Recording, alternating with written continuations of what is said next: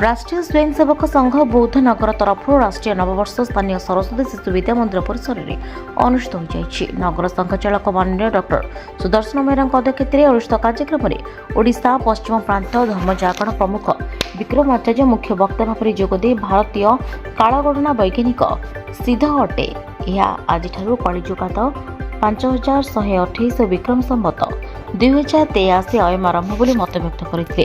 आज दिन में सृष्टिर आरंभ सह भगवान श्रीराम राज्याभिषेक युधिष्ठिर राज्याभिषेक महर्षि दयानंद द्वारा आर्य समाज प्रतिष्ठा संघर प्रतिष्ठाता डॉ केशव बलिराम हेडगेवार जन्मतिथि अतिथि भली अनेक कारणरू यह दिवसर बहुत प्रतिपादन करते।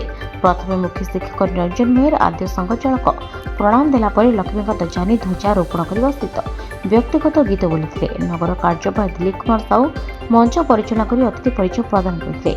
प्रकाश था कि प्रातः संघ स्थान में स्वयंसेवक मैंने आसन सूर्य नमस्कार व्यायाम योग संचालन कर दिवस को पालन करते। कार्यक्रम में सहर अनेक बुद्धिजीवी संघर शुभेच्छु कार्यकर्ता कार्यक्रम में भाग नहीं संघ शतक चलचित्र को देखि उत्सव को उपभोग करते। कार्यक्रम परिचालन में धनुधर मेहर विजय कुमार साहू पद्मचरण मेहर नवीन कुमार साहू सेविका समितिर भौणी मैंने सहयोग करते। बौद्ध रिपोर्ट प्रसार न्यूज।